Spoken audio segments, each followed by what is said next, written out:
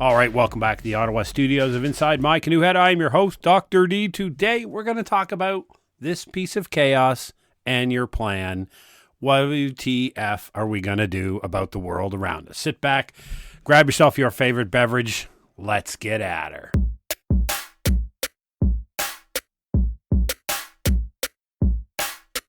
These times are a-changin'. I think that was an old song from a time not too long ago where life seemed to be a little bit less chaotic. Welcome back, my friends. Thank you for all of your continuing support at Inside My Canoe Head, to my very favorite and very memorable friend who lives in Germany. Thank you very much, and a shout out to you. This week, we wanted to talk about a summary of what we've been discussing over the last couple of weeks. And we've talked a bit about the chaos that has been injected into the international order, injected into how all of us generally understand the world to operate around us, and then what that means for individuals, because this podcast is grounded in preparedness. And preparedness is all about the things that you do in advance of an event occurring. Not many people were prepared for this event, though some were, and I've noted it periodically throughout my writings and throughout the podcast, is that there were a number of people who saw this change coming, understood what it would likely look like when the certain individual took power and started to disrupt things, and as such made a number of decisions about their future that have placed them in a different set of conditions than everybody else. It's not to say better, because often people will say, well, these are better outcome. Better is very subjective. How you live your life, the style that you live your life, the people that you surround yourself with, the wonders and joy that you try to embrace on a daily basis, and those things that you feel fearful about, things that may threaten your very way of life, the way you earn an income, who you love and how you love. And all of that is very much impacted by events that are beyond your control.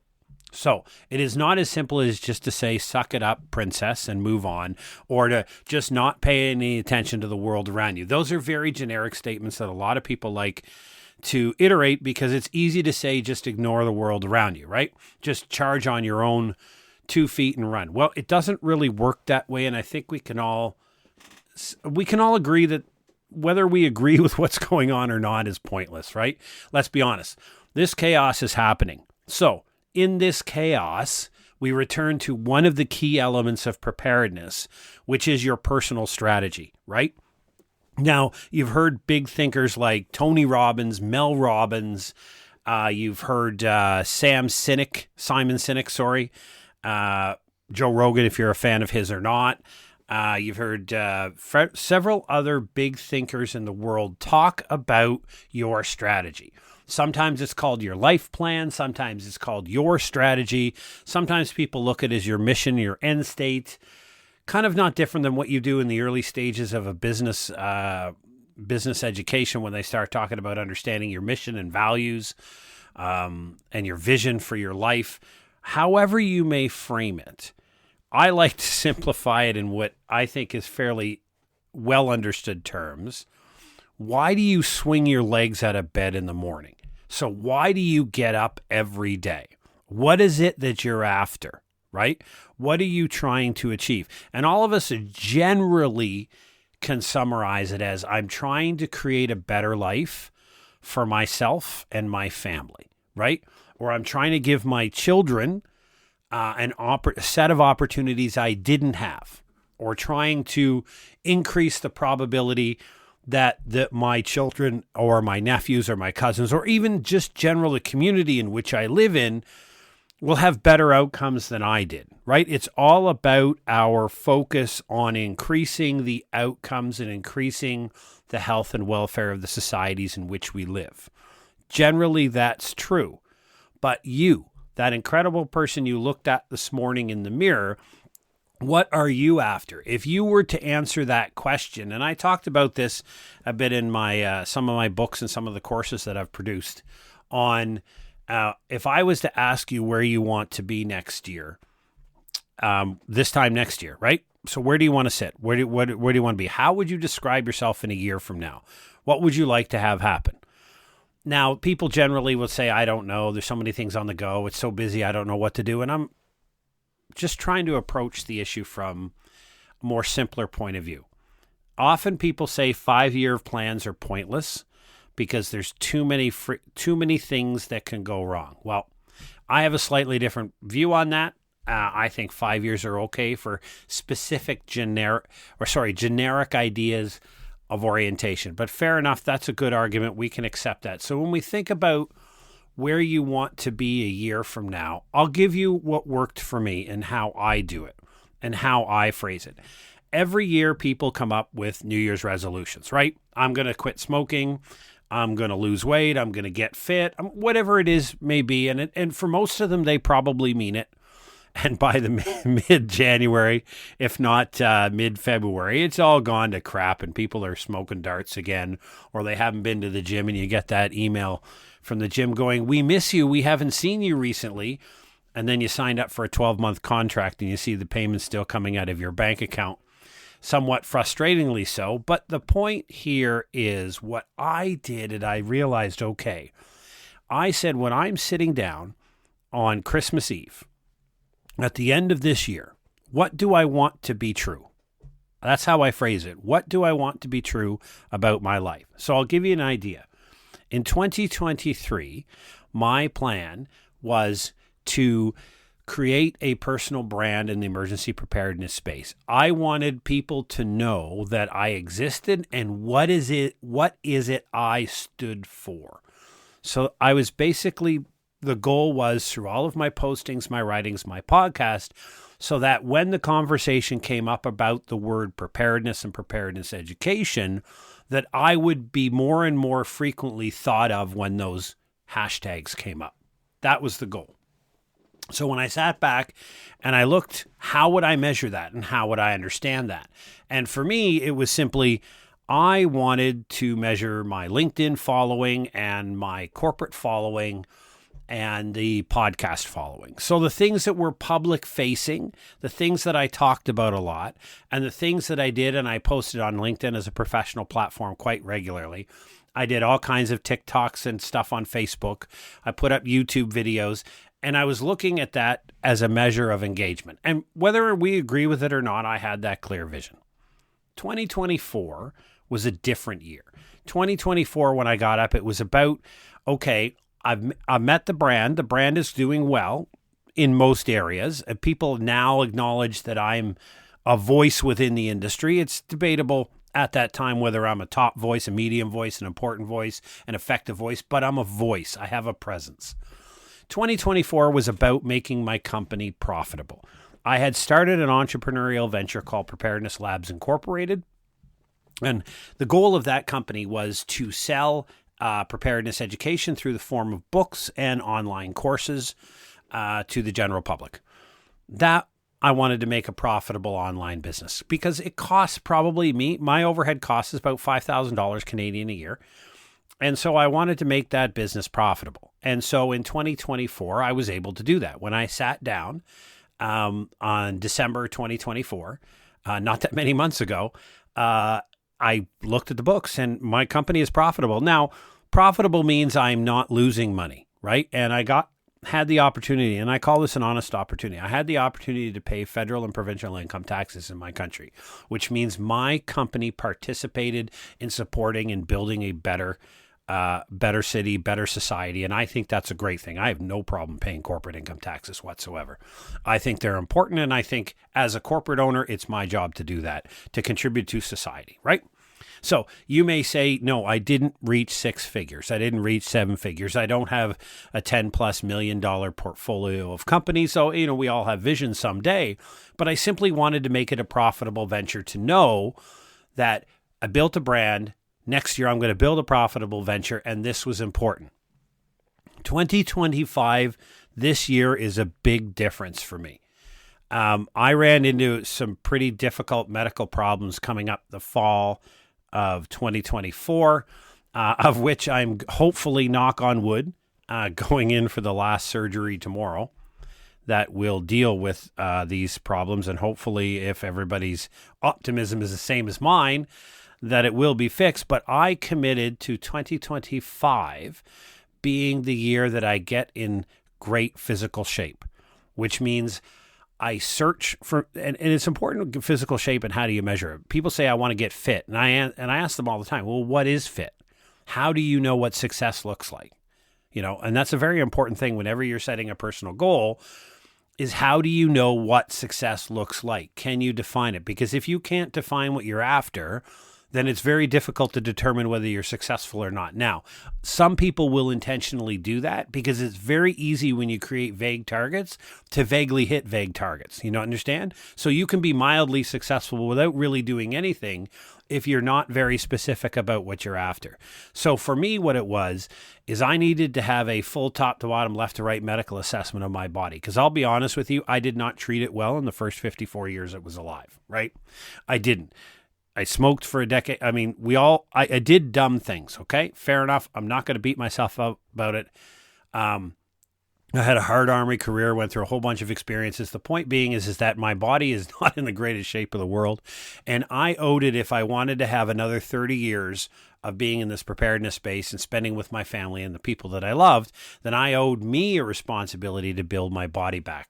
So my 2025 goal is very clearly simple. It is, I'm going to get healthy. And for healthy means I'm going to make sure through a series of tests that there are no significant issues in my system. We found one, we're addressing it, but I've checked the cardiovascular system, I've checked the respiratory system, I've checked all the other scans and gastrointestinal, etc.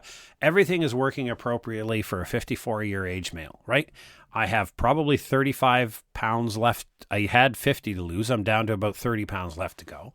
And I need to get in better shape, right? Because weight training and weight resistance is the best way, based upon all of the research, to resist aging, to fight the aging, okay?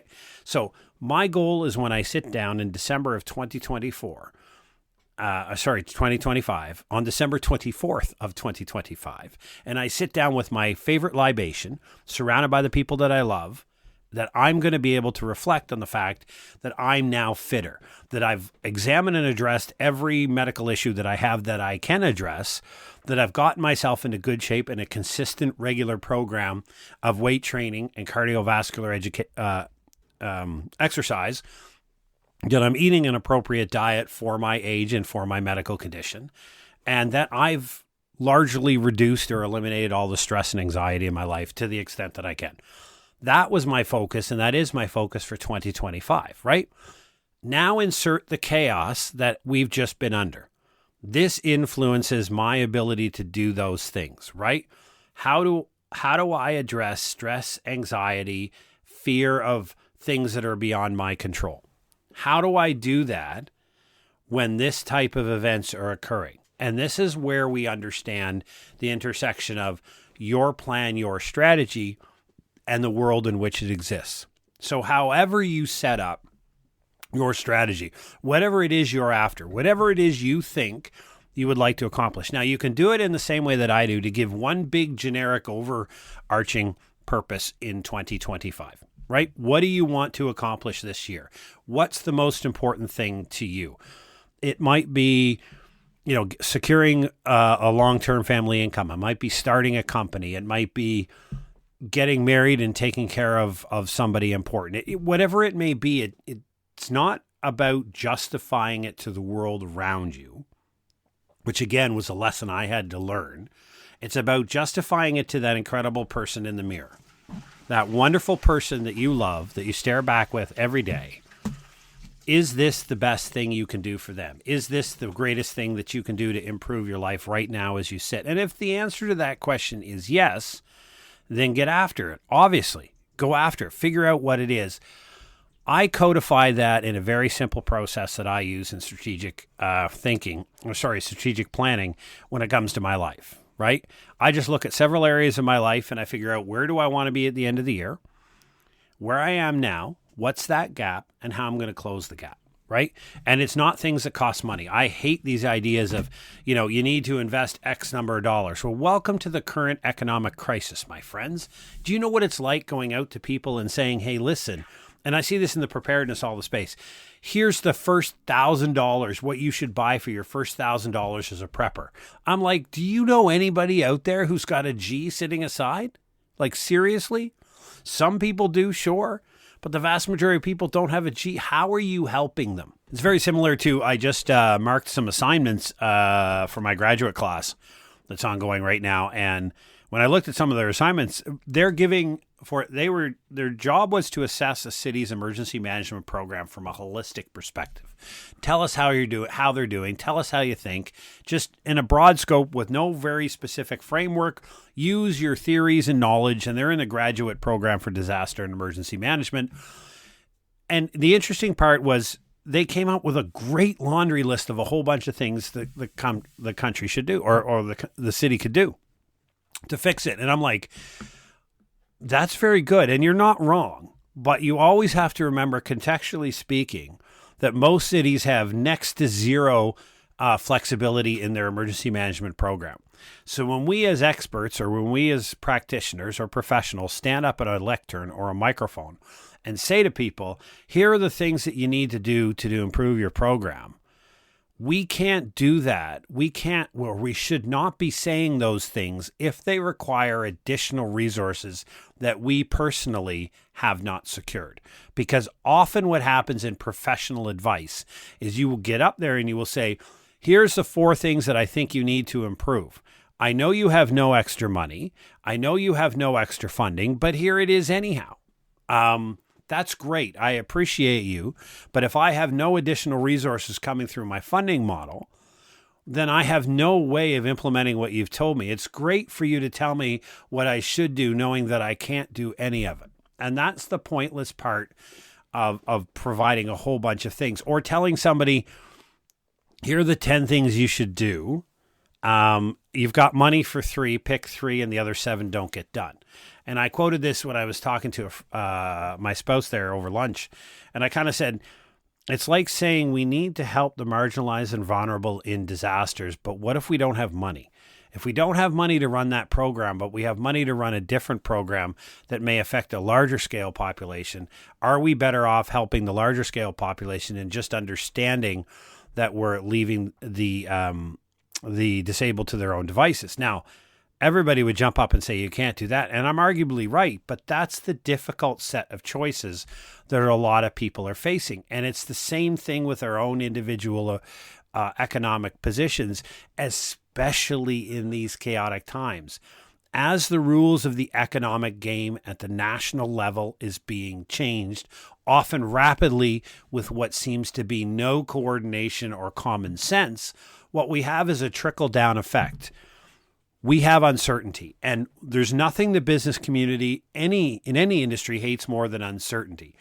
So if you're looking at a business field, now general field, most of them are sitting on a reasonable amount of capital right now, but they're very hesitant in investing capital anywhere for any long-term projects because of uncertainty. So basically what they do is they tweak around the margins. They do a little bit of incrementalism on a different policies, procedures, or plants or different products. But the real innovative large-scale investments are difficult for corporations to do right now because of the uncertain economic environment. What that leads to is a trickle-down effect to everybody who works in those businesses. So innovation, our research and development that leads to innovation, that leads to a change in practices, is how companies get profitable, is how they stay ahead of competition, right? So if your company's not innovating, if your company's not investing in that and they're holding capital tight, then nothing is changing. And so when somebody else does, you're going to have an affected business. And I've talked before about one of the things that we can do when understanding this chaos is having a bit of a self-assessment as to how exposed you personally are to these changing economic initiatives. So if you were say you were a nurse in the healthcare system, now that doesn't necessarily mean you're not affected by these tariff issues and negotiation issues between countries. But you're a lot more secure in that position than if you were a tool and die manufacturer in the automotive industry here in the province of Ontario. You're looking at a threat to completely eliminate your entire industry and 500,000 jobs, right? Imagine sitting there as the prime economic breadwinner of a family, looking down the barrel of that kind of change that you didn't see coming 6 months ago, and now you're looking at the entire industry may disappear. Now, what do you do with that when, oh, by the way, you don't have all kinds of extra money to do something different, right? Like most people, you're living a little bit better than paycheck to paycheck, but not a great deal better than paycheck to paycheck. So the point then is what do we do to implement these strategies? What do we do to make ourselves resilient in face of economic stress? That gets into this life strategy that we talk about and your plan. What are you trying to achieve this year? Now, many people have had to make a change in some of their strategies because of outside ideas. But what is your strategy? Have you sat back? Now, I like to use a whiteboard. Some people like to use Apple Notes. Some people like to use Hilroy Scribblers or paper, or whatever it is you like to do. If you were to sit down and say, okay, what makes me worry right now? What am I worried about? What is causing that worry? And what are my options to deal with that worry? And let's give you a great example. You're that tool and die manufacturer or mechanic or maintenance guy or girl, and you're working in the automotive industry, the auto parts industry in the province of Ontario, and you support the automotive sector. You're looking at the large possibility that on a very short notice, within a matter of weeks, your income could be gone and gone permanently. That is a very difficult position to be in. So the strategy then asks, what are you going to do about that? That's obviously your greatest fear. So what are you going to do about that? You have two choices. One, you can cross your fingers, sit on your couch, and pull a pandemic style, I hope I'm going to sit there and do nothing and wait for somebody else to fix it for me. Or you can sit back and say, okay, if this comes to reality, if this comes to fruition, if my industry shuts down because it's beyond my control, where would I want to earn an income, or where could I earn an income reasonably compatible with the income that I have now to support my family? Where are the economic booms happening? What are the fields? And what field would I want to work in? And then subsequently, what education level is missing? And a lot of it goes to what Elon Musk famously says about college, is that 90% of what you need to know in life to execute a skill on the job can be learned from YouTube or books. Like, it's available free of charge. Now, in professions and like trades and various other doctors, lawyers, nurses, etc., there are very specific requirements. And we're not saying to become a nurse over YouTube, but there are quite a number of ways of earning an income in today's internet age that are available and teach you how to do that over the internet. How would you consider? Because right now you're still earning your income. You still have that money coming in, but you need to be ready to be fired. And what is your plan to be fired? And how might you do that? Would your family move? Would you move away for work? I grew up in the East Coast of Nova Scotia, and it was not uncommon for a lot of men at the time, obviously, it was gender-based, but a lot of the men to not be home for months and months at a time, whether they were working on offshore rigs, working in the oil patch in northern Alberta, forestry in BC, like being away from your family for months at a time, earning an income to support them was not out of the norm. Right? That was just part of the standard practice and happening in the environment, because where you lived, the place you loved, the place your family loved, the place your spouse and your kids wanted to be necessarily or had a change, and you didn't want to leave. Your family doesn't want to leave. And this happens often in a lot of single income or single industry towns in semi-rural areas of Ontario and in some of the states. Imagine you have a town of 2,100 residents, and it's all around one factory. 90% of the people either work in the factory or in the support service industries to that factory. The factory closes, right? All of a sudden, there's no employment in the area. property values plummet. You can't sell your house to anybody, even if you wanted to almost give it away, because nobody's buying because there's no employment in the area. What happens in that case is the families are like, this is my hometown. I can't sell the house. I'm going to lose my shirt. So we're going to keep the house. But the main breadwinner, male, female, whatever, whomever it may be, has to get up on their arse and leave town for 6 or 8 months to earn an income to support the family. Is it ideal? No. But this is what happens regularly as industries close in middle America. So what we're trying to suggest to you is to just have that cognitive exercise with yourself. What is your plan? If your greatest threat or fear that you feel is the loss of your economic income due to the chaos that's around you, then you need to understand how you personally are going to earn an income similar to what you do now in a different field. There's lots of ideas, there's lots of strategies, there's lots of online groups. I'm suggesting to you, or actually I'm imploring you, that this is your responsibility to do that, to have that plan. So when you mitigate the threats that are faced against you, the third part we'll talk about now is that's what gives you the ability to chase your dreams. Because really, the chaos that's happening around us, it is what it is, right? There's not much we can do about it. We can laugh, we can cry, we can get drunk, we can do whatever we want as a result to it. But the end result, we can't control any of this. So you have to first, like I said in the first 2 segments there, you got to ask yourself what your fear is. What is it that makes you afraid? What are you worried about? And then come up with a plan to mitigate that. And then in your strategy, what do you want your world to look like at the end of the year, right? It can't say, I want this, the chaos and the idiocy of international relations to go away. You can't influence that. So that's a great dream. It means nothing to anybody. The point being is what can you control? Your biggest fear, what keeps you up at night, you have to address, because what that allows you to do is sleep. You need to sleep. You need to feel safe and secure. And by doing that, mitigates against your greatest fears.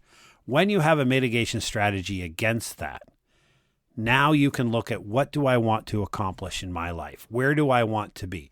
For me, this year is getting I've said before, it's getting my health in order. Without the health, you don't have anything else. And for me, that's important. So what I fear right now is that I won't be able, that my stress and anxiety is going to get too large. I mean, to be brutally honest with you, I do my best to mitigate against allowing things to get stressful, etc. But I'm not 100% successful. I worry about events overcoming my ability to manage with them, right? So this is why I speak regularly about the Stoic philosophy, the dichotomy of control, and that everything falls into one of 2 areas. One, things that I can control, and things that I cannot control. And I have to learn, and I have to do a far better job of this, of following the Latin phrase amor fati. And it simply means love fate. That's a direct translation. The end result is, I have to understand that things that happen around me are beyond my control, and I have to just accept them and leave it at that. Drop the emotional tie to it, just accept it and leave it at that. If for example, my country here in Canada is likely, probably, maybe sometime in the not too distant future going to have a federal election, right? I have a very strong feeling about the direction my country should take. If I will cast my ballot, because that is a duty and responsibility that I have in a democratic society. The right to cast a vote comes with duty, obligations, and responsibilities. And so doing that, I will cast my vote. But I also have to accept the fact that I get a vote. I get a say, not the final say. My fellow country folks will decide in aggregate who gets to lead our country for the next 4 years. Just like the U.S. electorate chose Donald Trump, just like the German electorate chose their new chancellor in a coalition government, just like various different countries are happening all around the world that are having elections.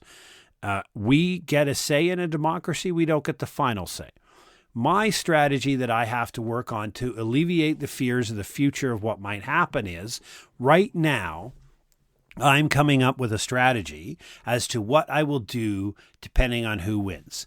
So in Canada, we have three main political parties. One will never win power, but it is often a kingmaker depending on a minority party status. We basically have a Liberal Party and a Conservative Party.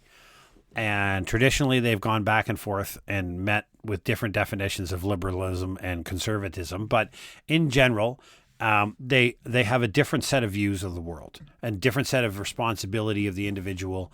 And so what I have to do is figure out, how do I be successful when the Liberals win for a fourth term? How do I be successful when a new conservative government comes in with new ideas that are going to disrupt the status quo? Now, you and I can think whether it's positive or negative. That's fair, but it's going to be a disruptive period. So right now, before the election is even called, it's my responsibility, as I see it, to have a plan. What am I going to do when A wins or B wins? The reason being is I have a business. The business is profitable. The business operates under a certain set of rules, and I cross international borders, so I'm involved, affected mildly, I'll admit, not to a great extent, but mildly affected by these different tariff wars that are going back and forth. So with that, I need to have a strategy, because my biggest fear right now is just that, is that the conditions are going to change so significantly for me in which to operate, where it may not be reasonable for me to continue running a business operation here in Canada.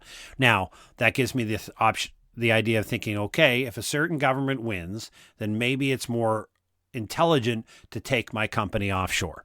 Maybe it makes more sense to create an offshore company to then buy the shares out, or there's management bill strategies. There's a whole bunch of different ways to basically move my profits offshore, right? To basically move the profits the company does make to a low to zero tax region. That's a lot harder than you think it is, believe it or not. For example, if I went to Dubai and opened a company, up to 750,000 euros, I'm not taxed. I'm taxed at 0%. In Canada, I'm taxed at an effective 12.3% up to $500,000. So there's no zero corporate tax rate in Canada. There's a marginalized small business rate that's an effective 9%. And here in the province of Ontario, they put 3.2. So I could open a company in Dubai. It would cost me $1,000 or $2,000 to do it. And then that company would basically own my company here in Canada, and we would just or you could transfer it overseas. You could do one or the other. And effectively the profits would be moved to Dubai, and I would not pay any income tax, because as long as I'm making under 750,000 euros, I wouldn't owe anybody any corporate tax. And as long as I didn't pay myself an income, then I wouldn't affect my Canadian income tax. And I would just make the company more profitable, because all those taxations would be saved. I'd make the company much more profitable, and then I wouldn't have to owe anybody any tax. That would take away my duty and responsibility. But if I ran into a government that thought higher levels of taxation on corporations would be a good way to raise money for social programs, then I would be able to move my corporation offshore and not have to pay that money. That's not my ideal strategy, but it's a strategy. And that's the idea of laying out these fears that you have, finding the strategy, and then finding your life strategy and how to meet your goals. And when you work on these things, let me tell you, my friends, it is wonderful, because you sit back and you realize, okay, I'm on a very specific mission in 2025. I know there's one or two things that could really cause me harm, and I've got a strategy for those. So remember, anxiety is worrying about things that have yet to happen and likely won't. So my mitigation is the two things that could cause me the greatest harm in 2025.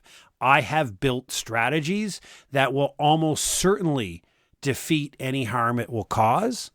And therefore, I have very little stress now and anxiety about potential crazy, chaotic, idiotic things that other people will do that can influence me. Because of that, because my anxiety is down, because I'm protected the future and I've got a plan, now I can worry about what's important to me. I can spend a considerable amount of time working on my own personal health, getting back to health. And the second part, and I didn't mention this earlier, save it for those of you who, God love you, are still here at minute 35 of the podcast, is I've got a great new idea for the business. I'm launching something new in May of 2025. I think it's going to be brilliant. I think it's going to help a whole bunch of people, and it's a whole new avenue. I'm really excited about it. I can't do anything until I get through surgery and I get through recovery. And I come out the other end smiling and laughing with a big, joyous, wonderful family around me. And then once that's accomplished, and I've got this great new idea that I'm going to come up with, and I'm going to run it. And I feel confident enough about my mitigation plans against the threats that I think may hurt me, that I actually see this right now as an opportunity and a time to invest in business operations. I think there is a need that exists right now, and I think I can help that pain and address that pain that people are suffering right now, the uncertainty, and I'm going to launch that in May. And I'm going to tell you all about it in future episodes of Inside My Canoe Head. But thank you very much for all of my ongoing listeners who stick with us. We've been a little bit disruptive over the last week. As I said, I'm getting ready. I'm going down for the count for a week or two. So maybe a little bit while before another episode of the podcast comes out. But then I will be back up and running at least by the 1st of April if everything works out as it should.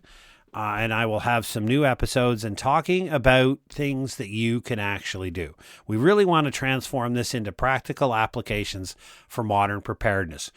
How do people living in central Germany, northern France, Scotland, Norway, rural America, Alaska, northern Canada, and the Caribbean, how does people in all those situations figure out how to have successful, joyous lives in the middle of the chaos that's around us?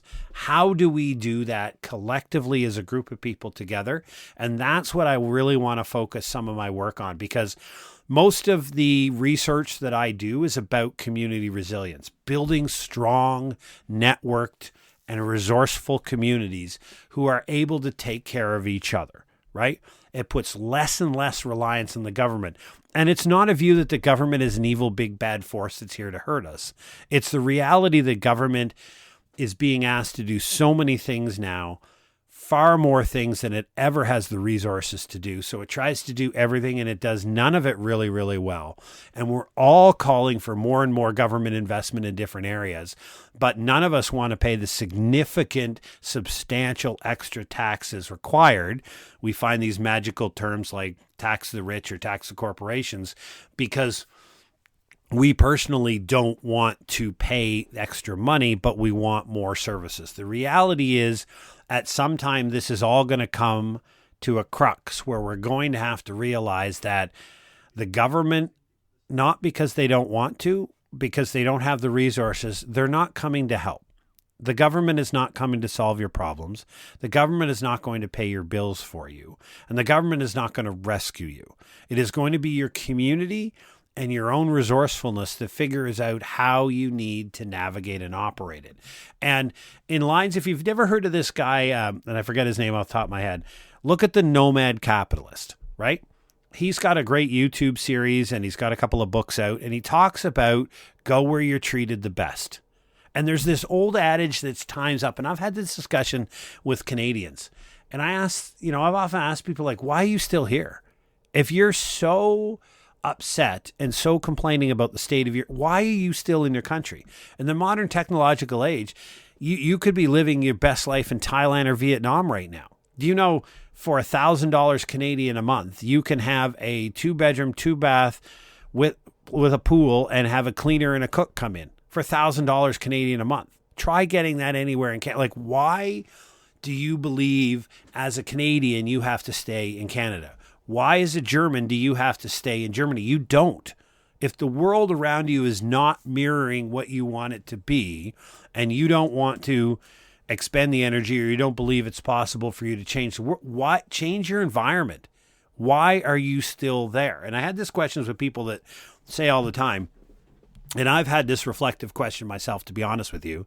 I've asked myself, if a party I don't agree with wins the next federal election here in Canada, and they choose to take Canada in a certain direction, then I can look at that and say, all right, I disagree with that, right? I've had my say. The country decided that this is the leadership they desire. Great.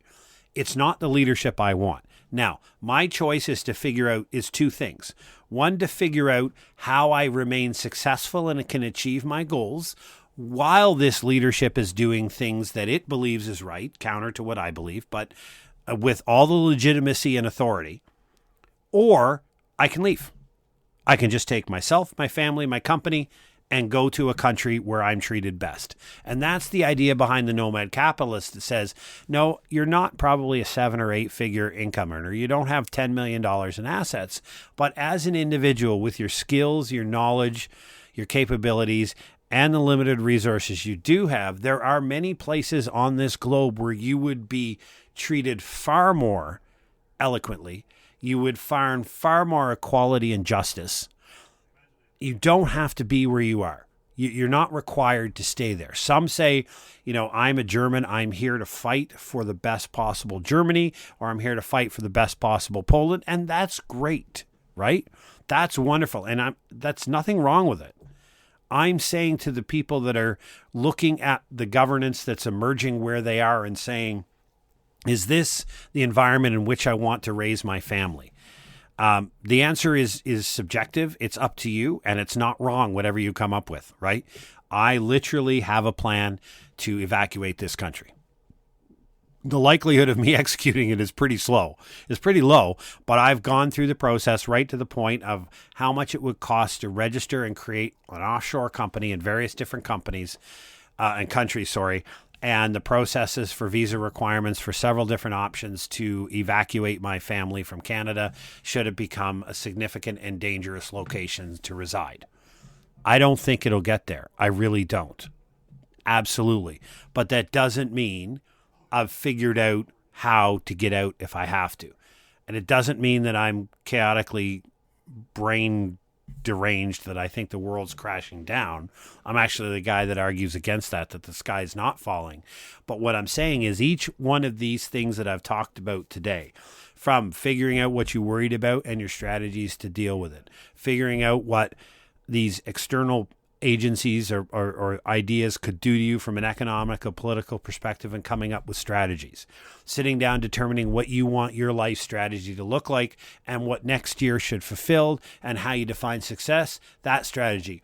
All that is cognitive thinking and looking at free resources online. None of it costs any money. Preparedness, in summation, is an execution of time and effort, not money. Not money at all. Zero. Everything that I've talked about on this podcast is all about making preparations for events that are beyond your control, that may not happen, but if they do, they will cause potential harm to you and your family, and therefore I think it's prudent to have a plan to deal with them. That's all we're calling for. Have a plan to deal with the chaos. When you do, it brings down your stress and anxiety. It increases your quality of life and allows you to focus on the things that really matter to you, knowing that if a balloon goes up that causes you harm, you are ready to go. Thanks for joining us this week at Inside My Canoe Head.